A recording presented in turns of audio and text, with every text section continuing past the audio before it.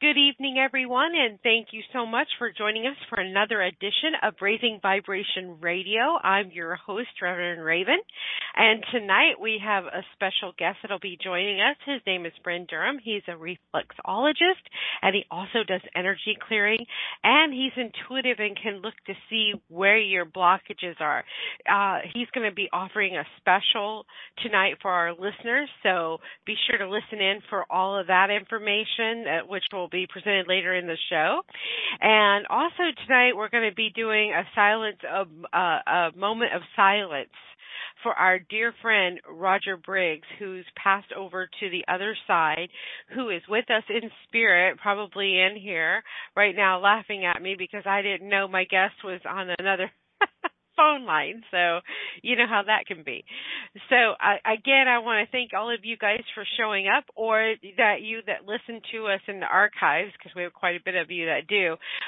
Thanks so much for listening and being a part of us. And without further ado, I'm going to bring on our special guest, Bryn Durham. Hello, Bryn. Hi, Sandy. How are you? I'm doing great. How are you? Pretty good, thank you. Thank you so much for having me on your show tonight. Well, I'm so honored to have you here. Now, I know you were scheduled last month, but I had some little issues going on and everything. So I'm so glad that you're patient with me and, decided to, come on this month. And what a blessing. I'm so thankful that you're here tonight. Oh, you're welcome. Did you have somebody work on your feet? That probably would have helped. Yeah, no. I had to trust somebody first before I got to let them touch my feet. Okay, yeah. I mean, do you let a complete stranger touch your feet? Well, no, not on the first date. That's right. That's a personal thing, which we're going to get into all of that and how important it is to have that rapport with someone that's going to be, touching your feet and everything. I'm looking forward to that. But did you know our friend Roger Briggs? I don't. I'm sorry, though, he passed away. Whoever he was, it's never anything. Yeah. Bless his heart. Yeah, he's crossed over, and he was a big supporter of the show and of IntuiTalks, and he wrote many of the articles about life and spirituality and all that stuff. And we're my heart's saddened that he's no longer physically here, but I know spiritually and everything he's hanging around. So yeah, it feels like it. When you're talking about it, I feel like a presence of him here, like he might be, and I get a sense of that. It's kind of faint, but I feel something about it. Yeah. Yeah. Yeah. He's a good guy too, a really good guy. So, in fact, before we get further into the show, I'd like to take a few moments right now to do a moment of silence. Yeah, he is awesome, isn't he, Jenny? And also I want to direct some energy towards his widow, Kathy. Because she's struggling right now. It's difficult when you lose somebody next to you. Oh, yeah, it's very painful, yeah. It's difficult. Yeah, so I'm just going to start it. I'm going to say a little prayer here and just thank Roger for being in our lives, and then we'll go into a few moments of silence here. So, Roger, I'm so thankful and honored, even though it was such a short, brief time. I mean, it was like a breath of air that you were in my life and then you were gone. But I'm so thankful and honored for the time that we met, and I thank you for supporting this show and teaching us through your words about life and honoring every day, because we never know when our last day is coming. So thank you so much, and please send your loving energy around your grieving widow who needs your love right now, too, as well. I know you're strong in being there for her. So with that said, we're going to go into a moment of silence.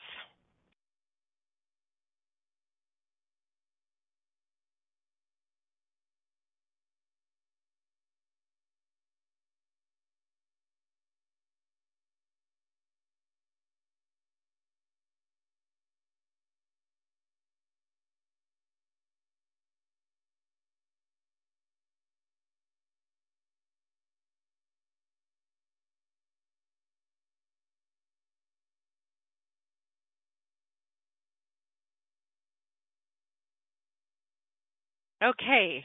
All right. There we go. Amen. And I love you, Roger. Love you, Roger. I'm hanging out there. And anybody knows me. Roger. Yeah. All right. So, Bryn, tell us a little bit about yourself. Sure. Well, I grew up in New York City. I grew up in a theater family. My dad was a Shakespearean actor and contemporary actor stage, and he did some bit parts in movies, and he did some musicals here and there. And my mother, who he passed on at the age of 90. My mother, who's alive at 96, acting teacher, and I grew up in the theater. And though I came into this world with a very avid interest in alternative health, the other worlds, alternative realities. I would always pick up books about, learning about vitamins, health, UFOs, ghosts, other realms, ancient worlds. It just kind of came with the package that was me. And I always had a very much interest in that. And I also had a difficulty feeling very grounded in my body, which will lead to probably why I chose Foot Reflexology at a later time in my life. So when I got older, I took a class in Foot Reflexology, and that started to change the shifting of my life. I started feeling an empowerment to help people, also to help myself in a way, because actually when I give a session, when I work on somebody's feet, I become more grounded myself. It's a reciprocal thing. I think the best kind of session is when the kind of circular energy instead of a one-way energy where you're the giver and that person is the receiver, but it's like it's a really great session when there's a kind of reciprocal action going on. Mm-hmm. So I found that in giving it to people, and I think, like I said, one of the reasons why I picked Foot Reflexology was probably because I had an issue of working on needing to be grounded and feel in my body, because I felt very ungrounded as a kid, and as you can imagine, growing up in New York City with all its stimulus and traffic and people coming out of the woodwork, so to speak, it's very distracting and can be very ungrounding. I call New York City a very electric city because it has that kind of male kind of electric feeling as opposed to a nice, cool, calm, magnetic female feeling. And I feel that, it's, we all kind of grow up in the design in our life. We grow in the environments that pose challenges for us, and we then try to find the reasons or ways of conquering those challenges by either profession or a way of living in some way. So those challenges become gifts for us, and for our become maybe our purposes in life. To help other peoples with the same conditions or conditions that they grew up with. So anyway, I started doing Foot Reflexology, and I started noticing that people were really feeling like it was working on their whole body, which it does. Foot is a mini map of the entire bodily system. It's kind of a roadmap, you might say. And I learned also that per square centimeter, the feet are the most nerve-concentrated areas of the body, and I would never have thought that. It has the most concentration of nerves. It like several thousands of nerves come into the feet, so it's a very good terminal to work on the whole body. And in the model of Foot Reflexology, it works in what's called a zone-like therapy, where, say, like I'm working in the zone of the little toe, so it's all that area right under the little toe from the padding of the foot down to the heel. That's the first zone, and the second zone is the second toe, and so on until you get to the big toe, which is the fifth zone. And so in Foot Reflexology, you work on those zones, and you, in a session, you get to cover pretty much the whole bodily system, opening up the nerves that are usually crystallized or concentrated in such a way that they form what seemingly feel like crystals, but they're really sort of adhesions of nerve fibers that have clumped together that block and impair the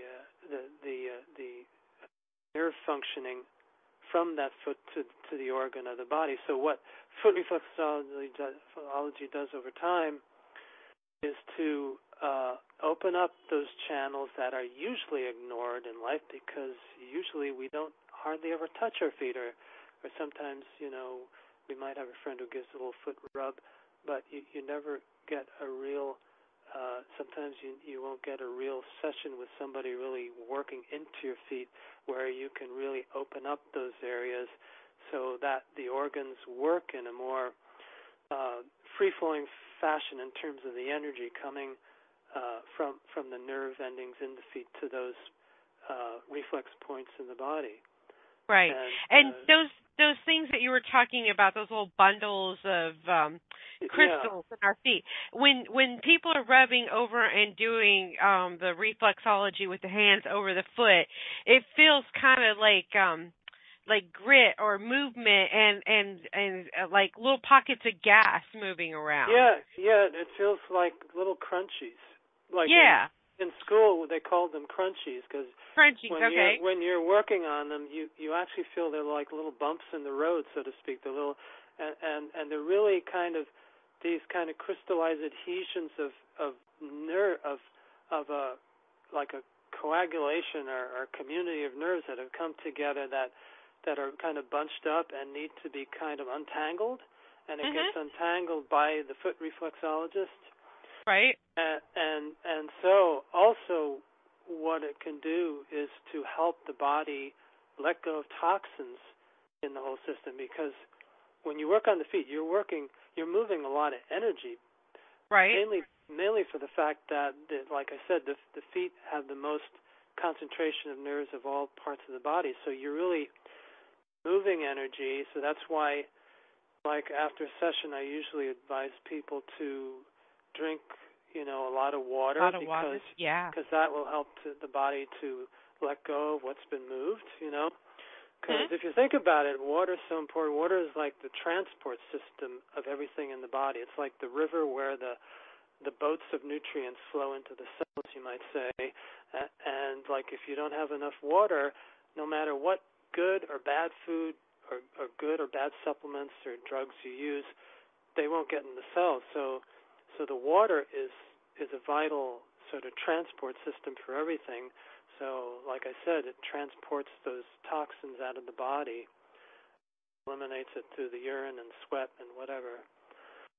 And, so that's a little history of how I got into it. And like I said, I'd always been interested in holistic health, and an interesting byproduct of years of work I've done on people is that I started intuitively sensing things about people. Like I would put my finger like on the liver reflex, and I would actually see a picture of the liver and what condition it was. Sometimes I'd see a liver that was, but it almost had like a feeling or emotion to it. It looked like very red and rosy and very upright, kind of like a very sort of vitalized feeling to it. And then there were other livers I saw that looked kind of droopy and sad and had a kind of a cloudy film around them.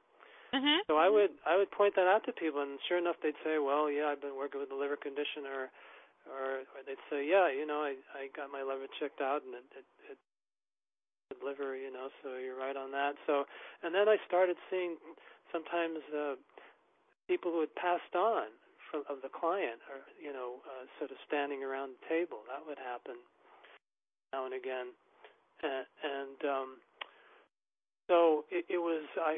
The point I'm trying to make is it became a doorway for my intuition to open up, because I started working with people's energies, and I started like receiving the messages, and I'd see beings, and I got you. I got a question for you though. yeah. When people have liver issues, do you find them to be kind of angry or fearful? When they have liver issues? Yeah. Yeah, or they could feel, or they could be just off as people who are very irritated. So, yeah, irritable, distempered, not out of sorts, Uh-huh. So yeah, that's kind of in the category that's kind of related to anger. Yeah, I mean, I've had people, because as you probably know, the liver has over 500 functions in the body, and a lot of medical authorities say sometimes the liver is usually more important than the heart because it has so much more functions that has to Right. take care of, yeah, so yeah, sure. I know in the Chinese model that the liver is supposed to carry anger, store anger. So I got to say that the people I've worked with who've had these sort of livers that look kind of out of sorts, so to speak, they have been kind of irritable and sort of frustrated people in a way, or tired. Yeah. Yeah. Yeah. And anger can make you feel very tired. Right. What Yeah. about gallbladder? Gallbladder. What about it? Well, I mean, it is connected to. It is part of the digestive tract. Yeah, that's connected. It is connected to the liver. Right. Yeah. But I'm just wondering, do you think that those people? Because I have gallbladder disease, so I'm just curious. Okay. One, I don't feel fearful of much. I'm not going to say that I'm not completely, I'm fear-free, because that would be a lie. Yeah, you'd be walking female Buddha or something, or Jesus. Right? Fearless, or Superwoman, Supergirl. And two, I don't feel like I'm angry, so I'm just wondering, well, and maybe, it's connected to the liver. I mean, I'm sure you could have liver and gallbladder issues without the emotional component. I mean, it does. I mean, I don't think it's like all inclusive that if you're an angry person you'll have a liver problem. I think maybe if you're an angry person that doesn't express your anger, then that could probably lead to liver weakness and dysfunction, and maybe gallbladder, because the gallbladder and the liver work very close together, Mhm. So yeah, I'm sure. I don't necessarily believe that it might be a rule that your liver is going to be 100% in bad condition because you're an angry person. I think it's all more like if you hold on or repress things, it's going to hurt that particular organ or and the whole being, I guess. Well, I mean, my gallbladder thing is I have a stone, not multiple stones, just one that keeps growing. It's crazy. And I refuse to let my gallbladder go. They want to take it out. And I'm like, no, I came into this world with it, and I'm leaving this world with it. And so, people think I'm crazy because every once in a while I can have a gallbladder attack, You just never know. Right. And it could go gangrene and kill me. Yeah, you never know, right? Yeah, it's a walking time bomb. You take any alternative medicine or Chinese medicine? Yeah, I'm currently taking a medicine called Stonebreaker. Oh, okay, that's right. You told me. Yeah, I remember you mentioning that. Yeah. Yeah. So, and it seems to be doing the trick. I mean, I don't know. I really need to go get an ultrasound done and to look to see if the stone is even shrinking or anything like that. I was just curious because I do know that over the time, over the years, I heard liver was associated of not letting go of the past, anger, not taking responsibility, so the gallbladder being attached, does that mean all of that applies to it? There's a whole different set, but not everybody who knows, right? Yeah. I mean, I'm kind of tuning into your gallbladder right now, and I feel the message I'm getting, it's a lot better off than it was. I feel that I do sense there's still some like sediment or stones that need to be, like I can see kind of maybe like one or two in the right hand corner or like that. But it's improved. It feels like that to me. I kind of get of it while you're talking. Yeah, it's a they didn't come here overnight. They weren't created overnight, and they're just going to take time. I have to stay steadfast on my stuff. But I do believe that if we do reflexology or acupuncture or acupressure, that also helps the liver and gallbladder too. I'm a firm believer in that. It's interesting with the stone issue, like kidney stones. It has very good effect for helping people break down kidney stones. So I imagine it might help with the gallbladder, because there are a lot of cases where people have gone to foot reflexologists to help pass, stones that would be impassable beforehand, and broken up. So yeah, reflexology can definitely be used for like kidney stone conditions. Oh yeah, most definitely. So tell our listeners, what it's like to have a reflexology session. What would they experience? It's usually quite pleasant. I mean, like the first session, it's almost, the practitioner's kind of getting the lay of the land, like where the tender points are, how much pressure this person can take.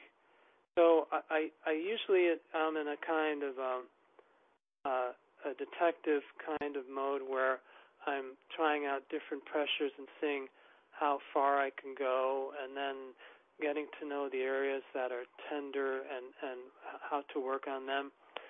So, but usually in a lot of first sessions and all succeeding sessions, it's very pleasant, and there are a lot of people most people I find, they like a very firm pressure. They don't like it too light. I've rarely met a person who likes a very light pressure. They like a good firm pressure, and there have been some people I worked on that like it rolfing deep. Like one time I had this architect, and he would he would go to sleep like a baby while I was working on his feet for 90 minutes, but in a rolfing mode, in a kind of rolfing type of pressure. And he said, "Oh, that's great," So everybody has their own threshold, but I'd say in an initial session, it's very pleasant. Sometimes in an initial session, you can get a physical detox afterwards, where you might get something like a headache or blemishes come out. That might happen. The color of the urine might change. You might get you might get a fever. You might get chills. But that is all a testament to how much toxins you have in your body. It's usually the person that has this reaction is the ones that has had a lot of toxins that have been moved by a session such as foot reflexology. So that can happen. It doesn't always happen. It's not like a steadfast rule that's going to occur in a person. And usually a person has a wonderful night's sleep. A lot of people have told me, I feel like I've gotten a full body massage through the feet, because they'll feel Speaking of body massages, before you go any further, yes. we had a question out of the chat room here. It says, are you a massage therapist, or is reflexology different, and in what way? I am a massage therapist, but I have a lot more foot reflexology clients than massage therapy, because I sense there's still a big, more of a curiosity factor with foot reflexology, and foot reflexology also is more non-invasive. Now, when I was in massage school, I was one of two guys in a class of 23 people. In the first, in our ethics class, the first thing our teacher said to us, a lot of times it's more challenging to be a male massage therapist than a female, because a lot of females, and sometimes for very good reason, are more comfortable with female therapists, a lot of times because maybe they've had abuse issues by men, and a lot of men are homophobic, and they'd rather have a woman touch them because they think it's like a sexual thing when it's not. And I'll tell you the truth. In the past, when I've worked in salons, and a lot of times when they'd call up to make an appointment and they found out I was a guy to give massage, they wouldn't want to work with me. So it was a very good thing that I learned foot reflexology, because it's very non-invasive. It's a quote-unquote safe, treatment in that sense. You don't have to take off your clothes. You just take off your shoes or stockings, and there you are. And it's just and most of my clients are women.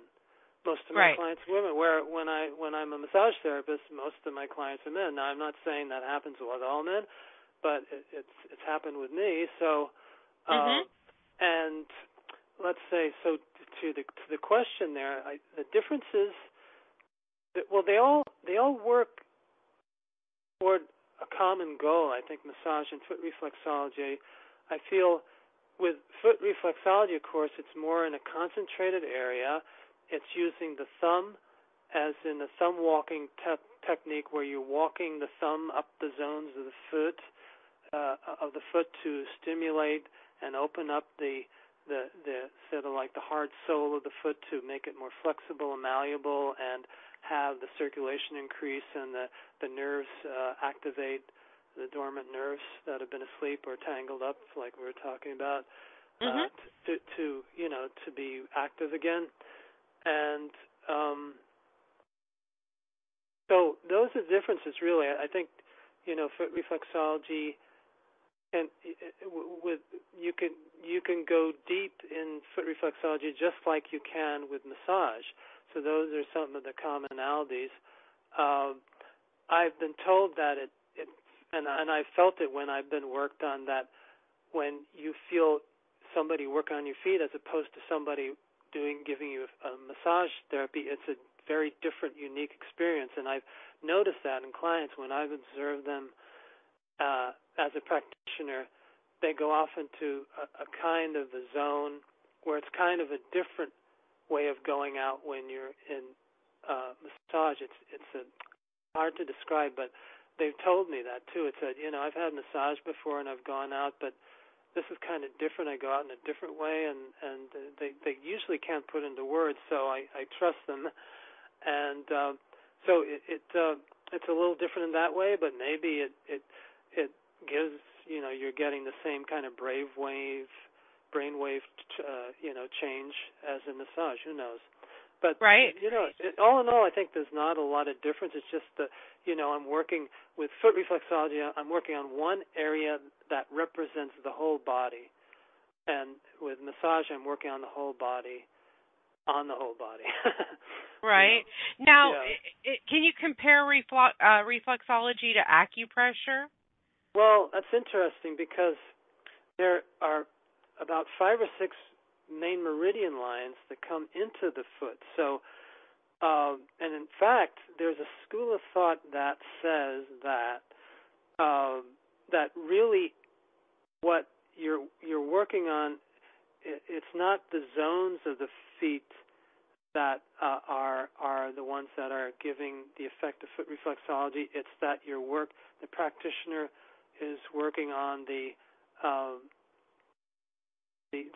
meridian points of the foot. That is how it gives an effect to the body. So yes, so in that sense, it's related to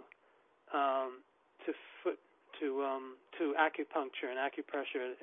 In fact, it's said that in ancient times it came around the same time as acupuncture, but for some reason acupuncture went ahead and became popular, and foot reflexology kind of went into the shadows for a while. So it's definitely related, because actually, I am touching on those meridians, and you might say I'm giving, the shiatsu to the feet, so to speak. Wow. Yeah. So tell our listeners, what are the benefits of having reflexology done? Well, the benefits are increased circulation, improved nerve function. It helps the body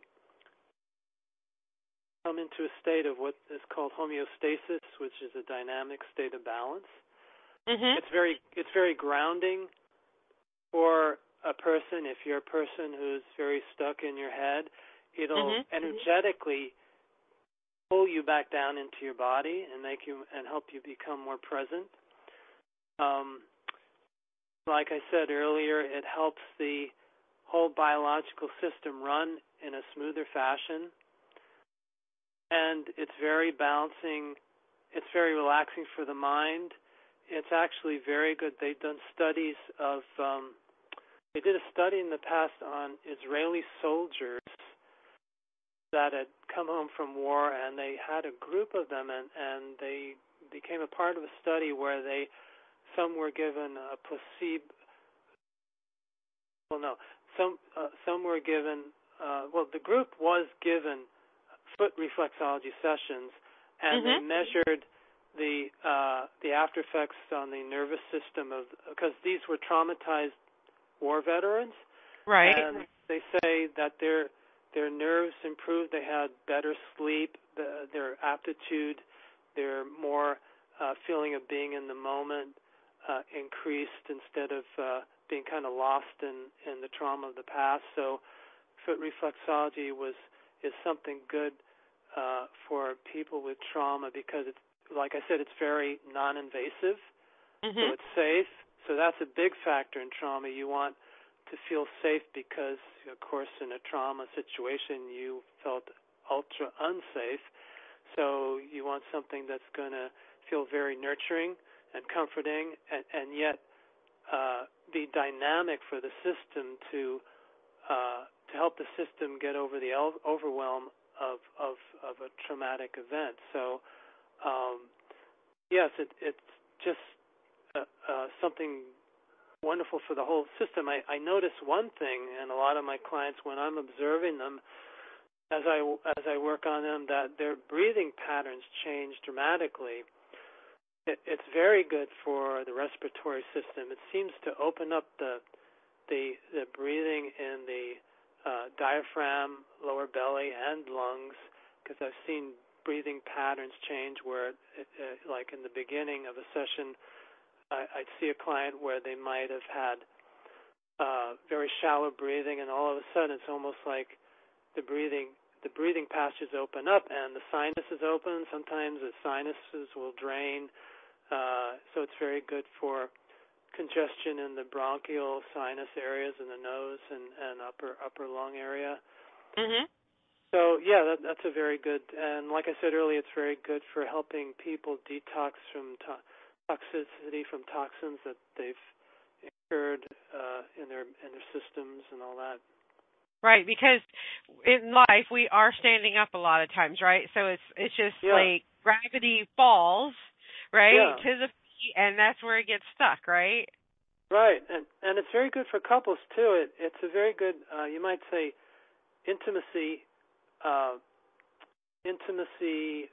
activity for couples, because it's because since the feet are so sensitive, it's a very good place to work on for the bonding of two people, of a couple or husband and wife or friends, on a less, physical, intimate basis, but still it brings people together. And like I said, with women who've had abuse issues, I called it a very good sort of entry-level therapy or a gateway therapy for an abused woman to be able to feel safe with touch again. And right. so it's very good for that. It's also a very optimal kind of modality for pregnant women. I've worked on a lot of women who are pregnant. Now, as a practitioner, it's not a good idea to work on a woman in her first trimester because you could actually stimulate an early arrival, and it would be an abortion, really, because, of course, it's too early. It's the first trimester. But any time after that, you can work on it.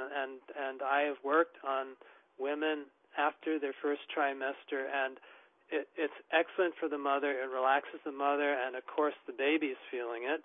And, when you have a relaxed mother, you're going to have a much healthier child. And as a lot of women who've been pregnant know, your whole hormonal system goes kind of wacko when you become pregnant because you're now, dealing with another life form in your body, and your hormones adjust in a certain way. So one overall benefit that I need to mention is that Foot Reflexology rebalances the endocrine system in both men and women. It's a very good endocrine balancer to rebalance and the system, the glands that are out of balance. So getting back to the pregnant women, it helps keep in balance her hormonal levels, and then also post-pregnancy, it also then helps to promote the woman to get back to the normal hormonal balance and endocrine balance to help the body get back to its original adjustment, after the baby's delivered. So it's very good pre and post pregnancy for mothers. I've also worked on some dancers. I used to work on some flamenco dancers, and it's very good for people who use their feet a lot.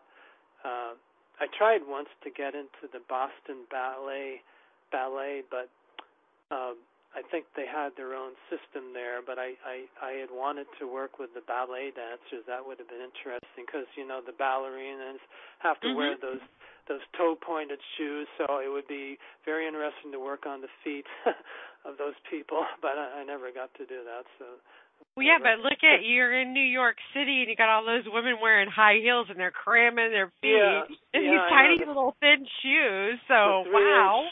3-inch heels, So, yeah, that's true. I never could understand women that put their feet in these little bitty shoes that are...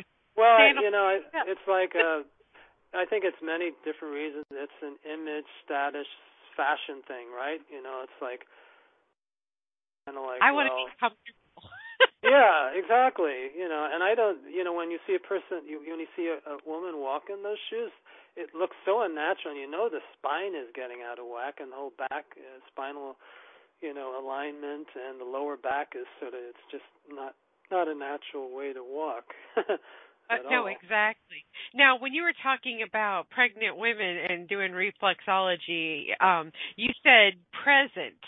Well, I wanted to comment on that because you're absolutely right. When a woman gets pregnant, she does become present within her body, especially if she's been flighty her whole life, and doing different things.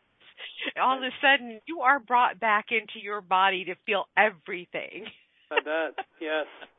No, yeah. So that wasn't a mistake. That's true. You become, when you're pregnant, you are present in that moment in your body. Yeah, you have to be present because that baby is really grounding you, isn't it? They're really like Yes. keeping you there because you have to be there. Exactly. Yeah. Exactly. So, anyway, I wanted to talk to you about when you're working. I know that all the organs have nerve endings that run to the feet, right? Yes. Okay, and so when you're working on specific, let's say like a thyroid, which is, I don't know, understand. I know we're going to go into mapping. You can share your mapping and everything, but let's say you're working on a thyroid. Let's say, do you ever do Reiki? By the way, the thyroid is on the bottom sort of level of the big toe. The thyroid flex. Yeah. Mhm. Thyroid, on both sides or just one? Yeah, both sides. Yeah. Sides. Both Okay. sides. Yeah. Well, which makes sense because there's two sides of a thyroid. Yeah. Yeah. Right. Yeah. Right. Yeah. Yep. So, when you're working on that, like, are you not? I know you're using pressure and massage and all that stuff to work out the kinks and the junk in the feet and all that stuff. But are you also sending them energy like Reiki for healing and stuff like that too as well? Well, yeah, because I do energy healing. I do a kind of aura balancing and angelic healing, and I'm trained in Reiki. So definitely my Reiki, my energy is working through my hands, so they're getting also energy being transferred through me into their feet.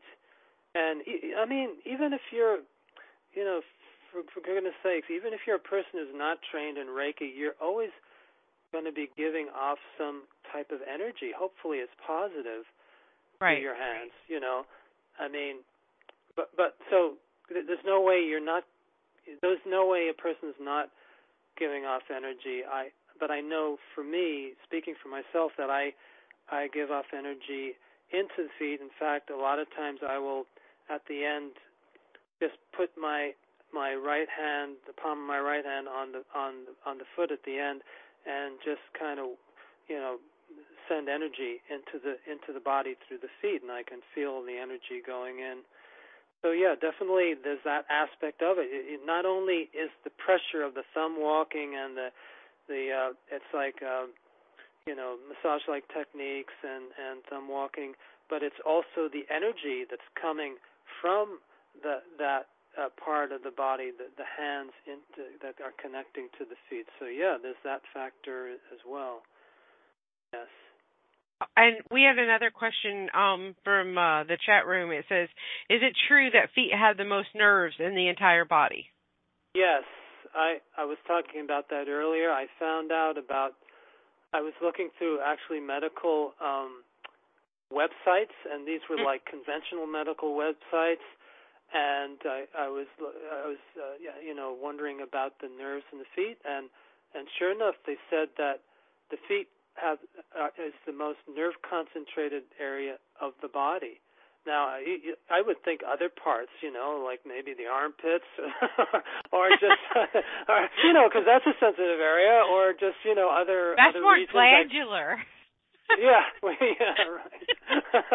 I don't know why I said armpits, but ears even, blowing my ear, and I'll follow you anywhere, right? The ear is like oh yeah. But it's the foot. It's the foot of all things, so the feet have the most nerve concentrated, massive nerves of the whole body. So yes, it is. So, yeah. So it's really important too when you're working with a reflexologist that you have a good rapport with them, like because of the energy exchange and they're touching. Right, and I always ask a person if there's any, before I start on them, I ask them, is there any medical conditions I should know about, because really foot reflexology is pretty much one of the most benign kind of therapies you can do. The only contraindications is, one of them I already mentioned, is in the first trimester of a woman's pregnancy. The other one is if you're a person who has thrombophlebitis in the leg. And if I were to work on the foot, it could loosen up a clot that could travel to the brain and give the person a stroke. So you don't want that to happen. So if anything, it would have to be a very light Swedish touch on the foot for somebody like that, but not something like firm and something that's going to break up, sort of dormant, things in the foot and the legs. So, but basically, those are the only two contraindications, for foot reflexology. So earlier you were talking about zones. That's called maps, right? Yeah. Well, the feet are the mini maps of the entire body. The zones are the zones of the feet designated by, say, like the zone 1, that would be underneath the whole line underneath the little toe, then the next toe, that line. And so it's all these lines that go from the top of the foot down to the heel, and those are the zones. And each foot is a mirror image of each other. The only difference is that the liver is on the right foot, and most of the stomach is on the left foot. There's a little bit of stomach on the right foot, but most of the stomach is mapped on the left foot, and the liver, like on the body, is on the right foot. But other than that, every other organ, and actually maybe the heart is a little more on the left too, but other than that, everything else is the same. Is a mirror image of each other, Right. Wow. Yeah. So would the stomach area be in the flat part, or where the arch is supposed to be? Exactly. Like on the left foot, the stomach is right, almost like in the middle of the foot, where the arch is, like the midsection of the foot, right? Just around there. Like if you were to just go all around and just put your thumb into that area, that would be the stomach. For somebody like you, like the gallbladder on the right foot with the liver, it's like in the same midsection area. So you would like work that. You yourself could probably help the whole thing of your stone condition by digging in as deep as you can in the right midsection of the right foot where the liver and gallbladder is, and that would help along with the medication, the formula you're taking, the stone breakup formula. That was my next question is, can we do this to ourselves, reflexology, or do you think it's best to, one, you're learning, because you've learned, how long did it take you to go through reflexology school? I remember it was about 2 months, twice a week. Yeah. Right. And the best time in the class was when we all got to work on each other, of course, at the end of the class. That was the best. Yeah. So you can work on yourself, but it's best to seek out a professional. Yeah, you can definitely work on yourself a bit to a good extent, but it's nothing like laying back, forgetting the world, and just letting somebody with good energy and good professional training, and I say professional training, but you know what I really mean?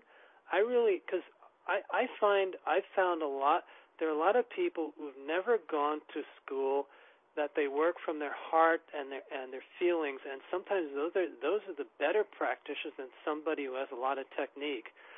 So I feel you want to choose a practitioner that works from their center, from their intuition, that's not too technical. I mean, look, technique is always a good thing because it's like a blueprint, but like any blueprint, you can knock down a wall and put up a window, so it's just kind of like a guidepost. So I'd say, definitely, yes, you can work on your feet, but it's a total different story when you can just lay back and maybe they have some nice spiritual music or just any kind of music you want, relaxing music, and you just go off somewhere, Or sometimes people like to talk.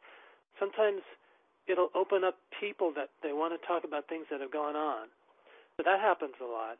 It seems like, it seems like the old kind of story of a bartender. People open up to the bartender, and he becomes like a sounding board for people's troubles or the stories of the day. So it's like, yes. My drink is like the foot reflexology session I give people, and it kind of opens them up and gets them loose, and they start kind of opening up and talk about things they wouldn't normally talk about. That's right. Jenny says everyone needs to be heard. That is so true. It's kind of like my job, that I have a regular job now, and I pick up people, and the first thing is they start talking and they share with me what's going on in their life, and I just listen. They just want somebody to talk to. Yeah, I mean, and if you think about it, that's such an important thing. I mean, in this age of people digging their heads in their iPhones, there's nothing like having the face-to-face, or sometimes the head to the shoulder, head leaning on a shoulder of somebody who you can talk to, or you can cry on their shoulder. Yes. That human element will never get old. No, and you know what I'm doing now? And it never must either, No, and when these people get out of my car, and I'm not a huggy feeling kind of person, I'll tell you that. I've been, I'm Aquarius, right? So we're kind of aloof, and we don't like touching other people. Yeah. We'll support you, but we're not going to touch you, right? But I'm finding myself hugging these people, and they love. Wow. You never know, right? It even shifted you, right? Yes. Yes. I mean, they need a hug. The human touch. What you do is a beautiful thing, because human touch is the most healing thing there is out there. Right. It is. In fact, I learned that if you just put your hand on somebody's shoulder, or when you're shaking their hand, you stimulate the immune system instantly. The immune system spikes up when you touch a person. So that's the power of touch. So can you imagine, like, when people hug, it's like, wow, both of your immune systems are getting like medicine for that beautiful infinite moment of hug, or just somebody putting their hand on your shoulder. So biochemically, that's what's going on. Biologically, that's what happens. Your immune system is triggered. And here's another thing. When they're in the car with me, sitting up in the front seat right beside me, they have to be touching my arm. When they're talking to me, they pat my arm all the time. I don't know what it is that they want to touch me, but they want to pat my arm. No, I hope you don't move away then, like you say. I do not. No. Nope. No, good. No, I let them, whatever, I let them touch me and stuff like that. But, the funny thing is, it releases an endorphin in my head, right? Yeah, it does. It is an endorphin releaser. That's what you feel, what we feel when we get hugged. It's an endorphin activator. And I want to mention some interesting things, though, like in the past, like in the ancient past of foot reflexology. It goes way back. In fact, it is said that it was started, it came out of China, like I said, at the same time as the advent of acupuncture. There is also evidence that in ancient Egypt, in fact, there is an old documentation depicting the practice of foot reflexology that was discovered in Egypt. It's a pictograph that was around 2,500 BC, and it was found at a physician's temple in Saqqara, Egypt. And there's a hieroglyphic scene of a man working on the foot of another man, and the man who's being worked on in hieroglyphs is saying, "Do not hurt me." And then the practitioner says, "I will act so you praise me." That's an ancient hieroglyph in like from 2500 BC. Wow. Yeah, and on the other end of the world, it is very close to the Native American culture, because say like in the Cherokee Indians of North Carolina. That's the eastern band of the Cherokee Nation, right down there in Asheville, around there. Mhm. They can attest that they have for centuries acknowledged the importance of feet in maintaining physical, mental, and spiritual balance. And it's according to a therapist by the name of Jenny Wallace that the feet were always a sacred ceremony. And she says that, I'll quote her here, it says, "The feet walk upon the earth, and through this, your spirit is connected to the universe. Our feet are our contact with the earth and the energies that flow through it." So, as you know, in all indigenous cultures, they were cultures that were connected to the earth. So they knew the importance of being connected to the earth because they communicated with the earth. They knew the earth was alive, and it was giving life to them, and they gave life back to the earth. So I think that's why a lot of the ancient cultures and the indigenous culture were much more aware, or psychically and spiritually open, of what's going around. And that kind of leads me to the animal kingdom, because I feel the animal kingdom are very connected to the goals of foot reflexology, because when you look at an animal, and I'm just going to speak for myself, when I look at an animal, say like a domestic animal or maybe a wild animal on a nature show, I can sense how that animal is so grounded and present. And I feel that the animal kingdom are the teachers for grounding and being in the moment. And that's one of my goals of when I work on a person for foot reflexology, is to help them come back into the moment, to be in the here and now, which is one of the things I feel foot reflexology can do. In fact, I've worked with some shamans in the past, and I worked with these shamans up in upstate New York years ago. It was at Mega Institute, and it was they used to have an annual event called the Gathering of the Shamans, and they'd bring over these shamans from, say, like South America, North America, Siberia.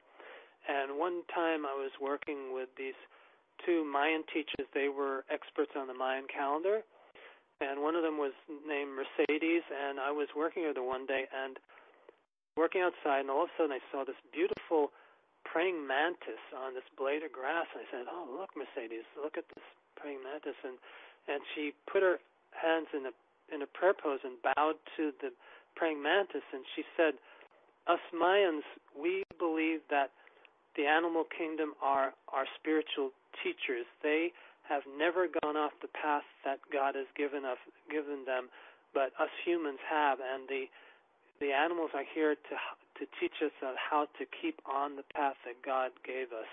So I feel that was an amazing statement, and I kind of agree with that, because I feel that the animals are our teachers of being in the moment, of living through the heart, from the instinct, from the here and now beingness, and I just wanted to go into that field a bit, so I thought it was good to mention. I think Hello? that's a good thing to Yeah. mention too. I notice with my dog's feet myself, like they are very sensitive to touch for their pads. Yeah. Right? They have to trust you to let them even touch the feet at all, even a cat. Right, exactly. Yeah. Yep. And do you notice, like, when you pet a dog or cat, that you get totally out of your head and into your heart? It's like it switches you from your kind of brain to your humanity. It gets you back into your humanity, I feel. They teach us how to be human again, I think, when we're around them. Yes. So I think, in fact, you look at, therapy dogs that go to hospitals, and they do miraculous things for people who are in hospital beds or people in coma and paralysis, So it's just I think there are teachers, and I just kind of link it with the subject of foot reflexology because I feel it's kind of working to the same end of helping people get back into their bodies, out of their heads, into their feet, into their souls, literally and figuratively, kind of thing. Exactly. I tell you what, I feel so loved by mine when I come in at night. No matter how late I come in, they are Yeah. so excited to see me. Oh, yeah. It's amazing, Unconditional love. Now, Yeah, yeah. I feel like I'm abusing them because I haven't been home all day, but they're just so excited, like I'm the only thing in their universe in that very moment. So That's loyal love, unconditional loyalty and love, And even my cat, cats are supposed to be more aloof because I have a cat here, Mhm. but he's lovable, he's not one of those cats. I think every dog and cat has their own personalities. I think you can have dogs that are, and some breeds that are maybe more aloof than others or more distant. But cats, typically are more independent. But I think also there's a range of them that are more, snuggly, and love to be loved, and then you love to pet them because it feels so good, Right. gets you into your back into your soul again. So Right. yeah. But I think it's all related. I mean, nature, foot reflexology, the animal kingdom, it all has the same goal, but through different venues. Well, too, aren't plants associated to reflexology too? Yeah, I mean, why not? I feel the plant kingdom, definitely it's been proven that they have a consciousness, Mhm. plant spirit medicine and all that. Right. So definitely I think all of Mother Nature, which is the plant kingdom, the mineral kingdom, something like that is part and parcel of the same thing. Sure. Awesome. So, there was something I got to clear up real quick. Yeah. Earlier in the chat room, I didn't know that somebody had said somebody was a smart ass, and all I read was I am you. You should know that by now. And I responded back, yeah, we're all one, like a reflection. I just think I think they're all smart asses in the chat room. So I want to clear that up. I wasn't thinking that way. I read really quickly, going back between talking to you, Bryn, and going back and forth with the chat room, trying to figure out, and I should just leave the chat room alone because that gets me in trouble every time. So that's okay. So No I want to problem. make sure everybody's okay in the chat room because I didn't mean to call anybody a smartass in there. So. Well, I'm sure it was taken in a kidding way. Yeah, I'm sure it was. I hope so. I'm sure the chat has a good sense of humor. I totally misunderstood what somebody wrote, and I was like, oh, yeah, I honor you, too, as well. Yeah. Not a smartass. So, oh, yeah, there we go. So, anyway, there was Foot reflexology also, in fact, I've had my own experience with this with clients. It's very good for headaches. Yes. It works well for people with headaches, I find. Very good for removing headaches. What do you work on that for headaches? Well, a good area, interesting enough, is the intestines. The intestines are related to a lot of headaches. So if you work on, and the intestines are located in the heel area, like right around like the top part of the heel to the lower part where all that area is the intestinal area. So you would work that. You could also work the big toe, which is the head of the body.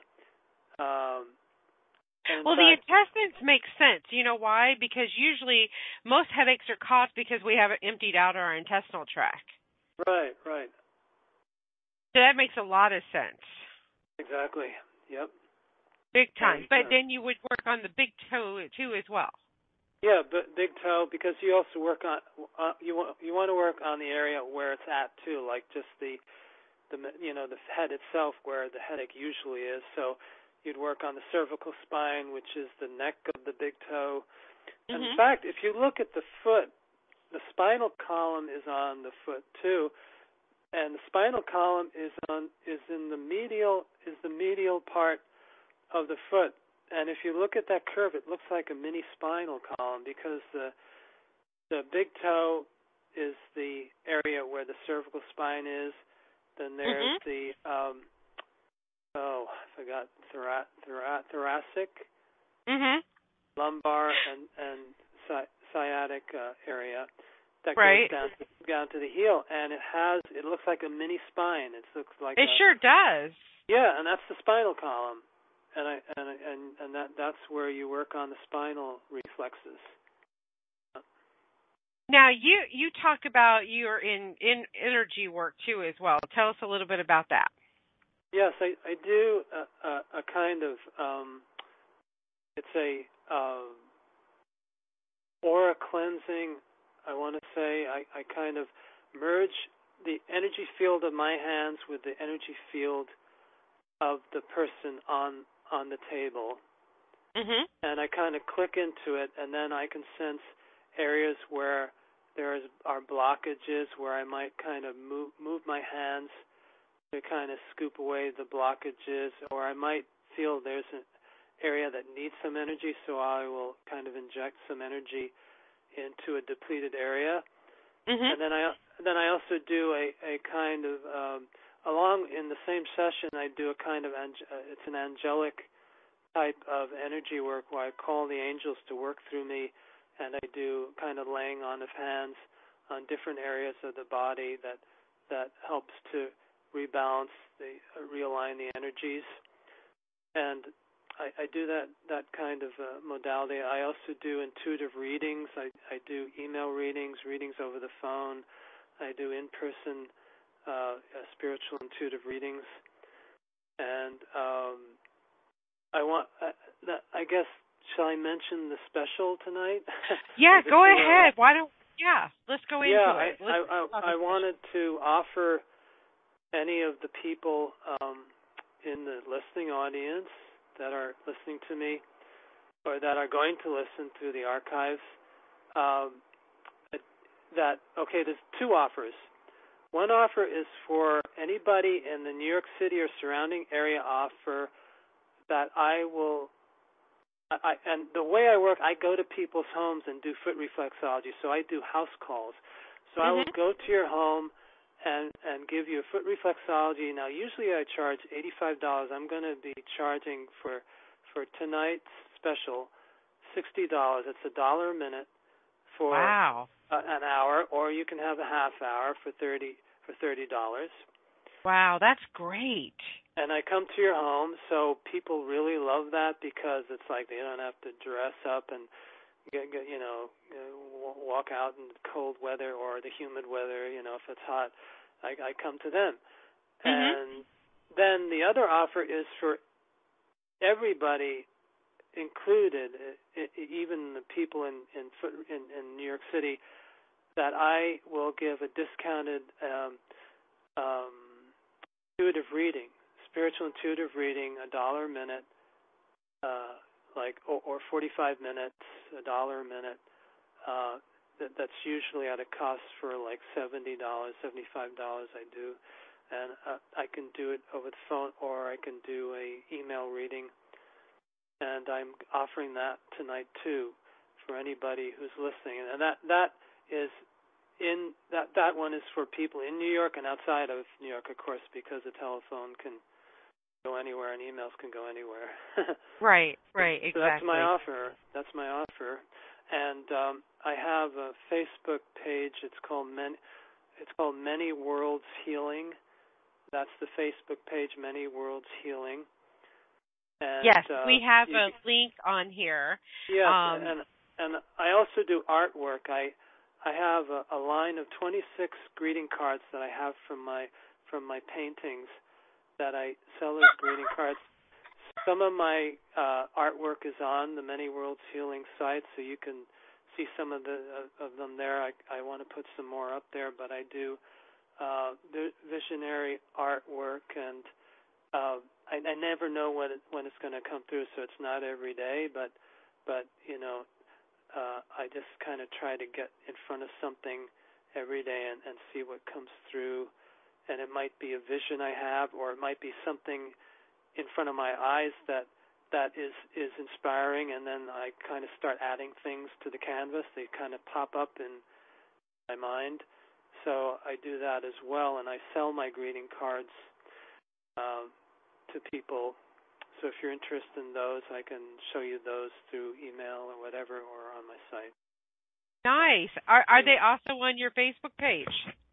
There are, yeah, some of them, just a few of them are on the Many Worlds Healing page. Yeah. Yes. Incredible. Yeah. You need to get a website, I'm telling you. Yeah, I do. I'm very lazy. It's been a long time for me to get even on Facebook because I'm not really a big Facebookie. I don't do much on Facebook, and even somebody's telling, oh, you should get on Twitter, Bryn. So I'm kind of learning about Twitter because it's supposed to be a good exposure. So I'm terrible at promoting myself. So in terms of social media, that is, I guess right. I'm okay talking about it on the radio, but I think that what I like talking about is what reflexology can offer a person. Yes. Like I said, it's very easy for a person because it's very non-invasive. So if you're a person that is very shy and doesn't want to take off their clothes or full body, you can pretty much getting a full body session through the feet by just taking off your shoes and socks, and feel safe at the same time and trusting. And now, let me ask you this. Now, I know this is going to sound like a smart-ass kind of question and everything, and no offense to anybody that has stinky feet, but what do you do when you come across stinky feet? Well, I need to, I always tell a person beforehand, please wash your feet. So I've hardly ever come across that, ever. It might have happened once or twice, and in the past maybe I didn't mention it because it was kind of like, oh well, it's here now, and so a lot of times most times I will have a wipe with me, so I'll wipe the feet off anyway, before a session. You can also do an interesting session with essential oils because, say, if you have a person that really needs to relax, I can add an essential oil like lavender or a calming oil, any kind of the calming oils that are non-stimulating. Lavender is such a beautiful oil, so that can help with a relaxing session. Or if somebody needs energy, I can say, like, mix my main oil with a little orange essential oil or something like that. Right. Another good oil for another purpose is frankincense. It's a very good protection oil. So if somebody comes to me with a lot of heavy energy on them, like they've been through maybe even trauma, like, say, for instance, traumatic, and it could be trauma of any degree whatsoever. It doesn't have to be dramatic. Right. It could be like, well, you hurt your foot and you're really in pain. That's traumatic. But you can use frankincense. Frankincense will help to dissolve and absorb heavy energy. In fact, it's said they use frankincense for exorcisms. It's that powerful, Yeah, I've heard that. I have heard that. Now, have you ever suggested to somebody, like, soak your feet in Epsom salt before that you come over and do a session with them? Yeah, that's always a good idea. Unfortunately, I don't travel with the pail and soap with me, so I can't bring it. But it's a good idea. Like, maybe if I were to one day just work in an office, I might have like a preliminary foot bath. Be nice, or even one of those hot towel. I've done hot towel foot reflexology where when I'm not working on one foot, I'll put the other foot in the hot towel. And then I'll work on the other foot, and then when I finish with that foot, I put in a hot towel, and then I'll switch to the other foot. So oh, nice. You do like a hot, and that's a wonderful effect because you feel that one, with all the nerves in your feet, you feel that wonderful heat, and it's just like it puts you in a different place. It kind of transports you somewhere. Oh yeah, I tell you, the other day I had I had a pedicure done, and they did the hot stone where they rubbed it over the feet in different places. I've never done that, but that's a good idea. Doing the stone, I like that. That sounds interesting. Yep. And then they wrapped it with an extremely hot towel, steaming wet hot towel. Yeah. Talk about somebody that came unglued out of the chair real quick. Yeah, they have to. Really they have to peel you off after the session. Oh, she's grafted to the massage table. She melted into it. She bonded with it. that brings you right back into your body. Oh, yeah. Really.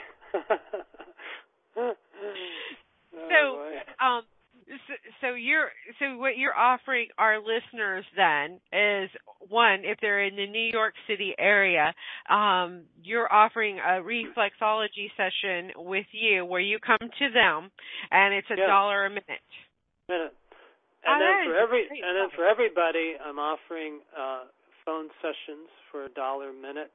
Or if they want email sessions, and I can think of a price for that. I haven't thought that out, but I can do a discount email, session with some questions. Yeah, that is awesome. Or even an in-person session. If they're in the New York area, I can come to them and we can sit in front of each other.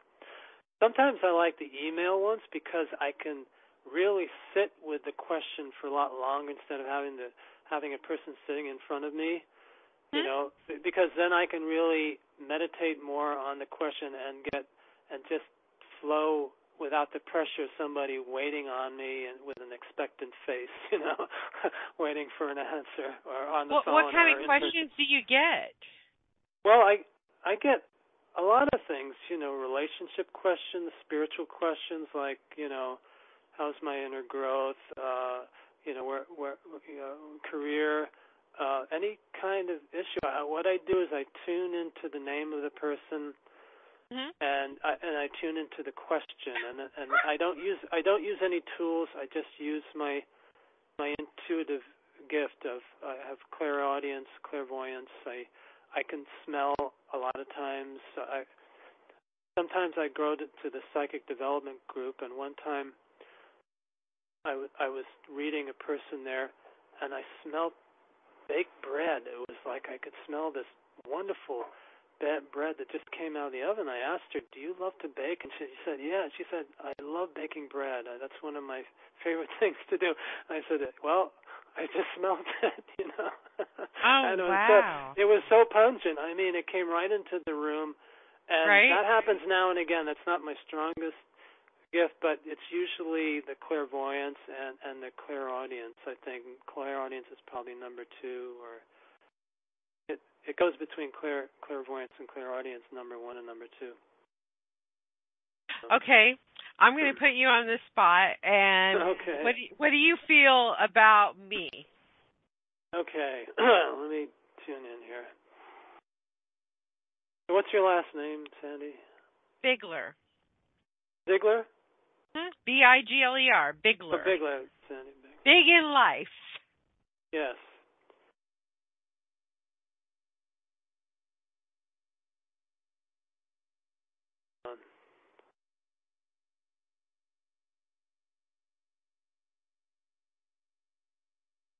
Well, let's see. I feel that, one thing I'm hearing lately, or usually, you seem to have a lot of irons in the fire, a lot of different things going on. Also some projects that you put on the back burner that I feel are going to become more in the foreground in like 2017. I feel like there's a project or two that you've been wanting to do. Feels like, and I don't know if this is one of your projects, but I feel like you have a sense of design about you. Like do you like design, or do something with clothes or design? Oh, okay, so it's not clothes, it's houses, and I like to remodel them and change them into different, I'm talking big, again, we're talking big, not little stuff. Right, so it's a certain category of design. Yes. Because I do sense you have a sense of like, a good sense of like design in your creativity and the placement of design. And I feel that there's some projects that you have, and they're kind of going to be moving forward into the limelight so that you can kind of pay attention to them again. I'm not quite sure what they are, but it's almost like 3 or 4 of them I see. I see your health. Let's see.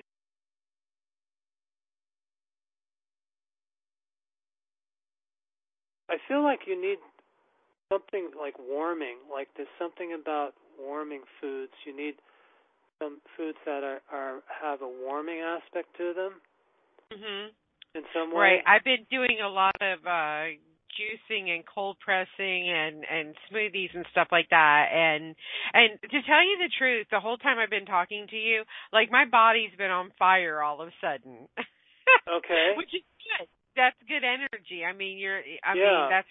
Well, I think maybe that's something you've been needing, because I feel like the warming is either you need it or you're having it, but it's like it's around you. So yes. Maybe it's more. There's like a kind of warming, and it feels like a good thing to continue. That's what I'm saying. Mm-hmm. You know, it's like the warming type of food or drink or whatever. Right. Exactly. Yeah. Let me see if I pick up anything else.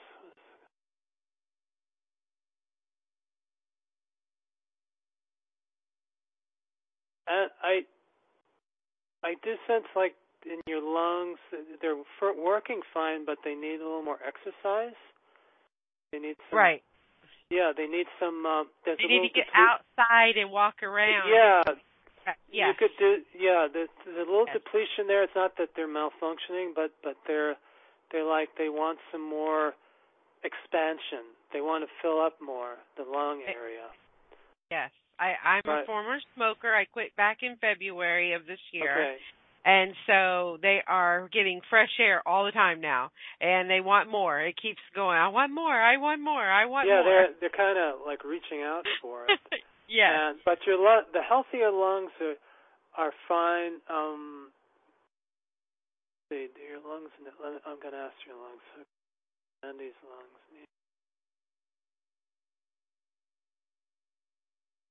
Something about I wonder if there's something you can get like for detox for the lungs. I never heard of that. I know there's like liver detox, but I wonder if there's like an herb or something. Oh yeah, there's a homeopathic called Clear Air or something like that. Yeah, because I feel like yeah. Yeah, I feel that unless you're taking it now, but I'd say that would be something good.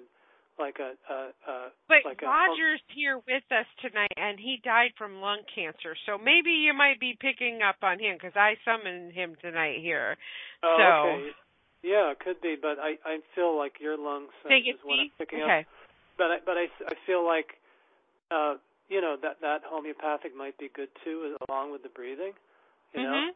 Yeah, because I feel they still need some other type of detox other than just the air, which is very important. Oh, you could be picking up on Cecil, too, my fiance, who's asleep behind me, and he has COPD.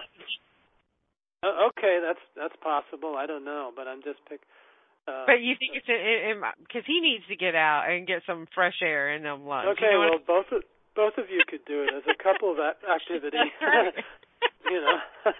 That's sure. Right.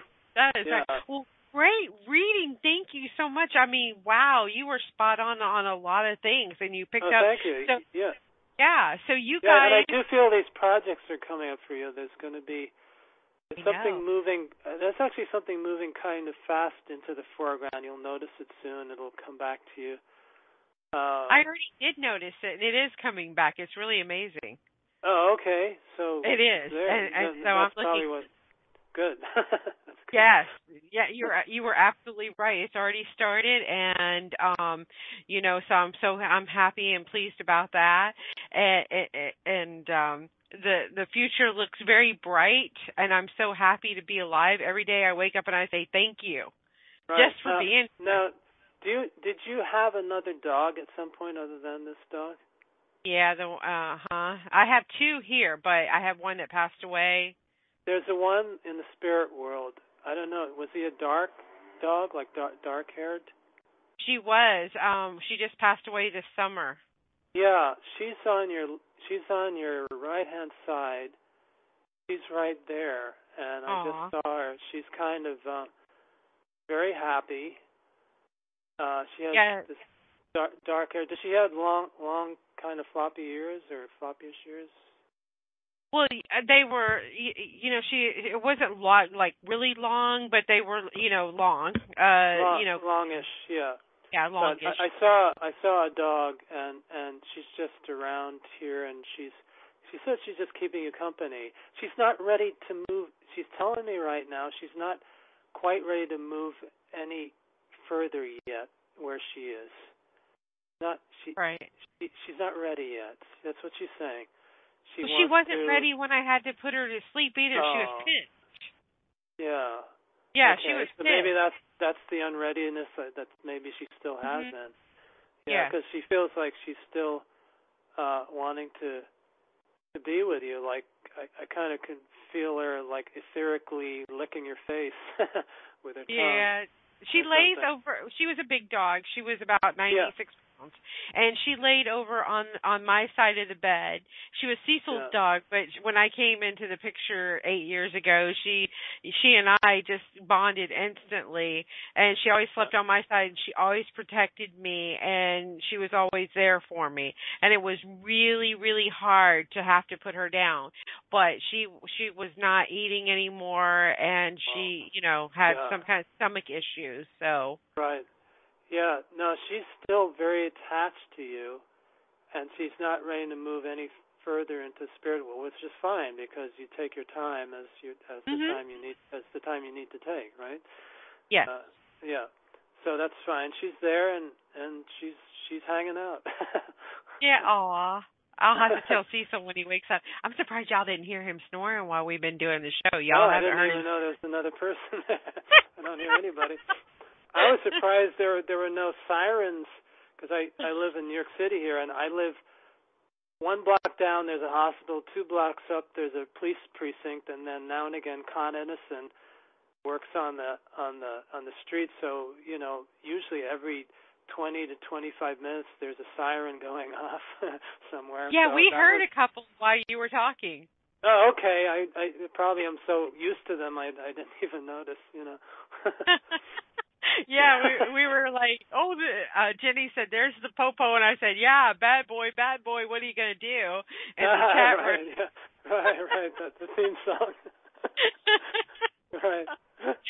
Well, that's the Southern pastime down here. We try to see which one of our relatives are going to be on the show each week. So. Oh yes. Yeah. Right.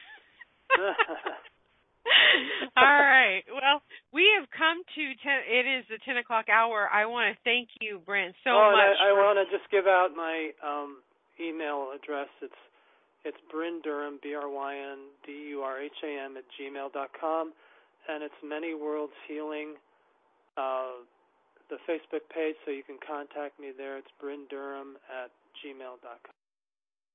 Yes, and it is there.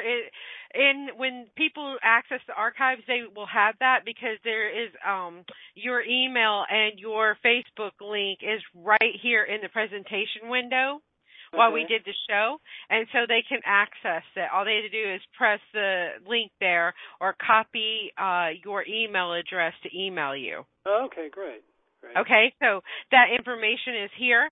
And again, what a great offer that you're offering everybody. And I would definitely, if you guys haven't had a reading in a while, you need some intuitive insight, definitely take up Bryn's offer for $1 a minute. You cannot beat that. That's a really good thing. And he's great because he pegged me right from the get-go. So.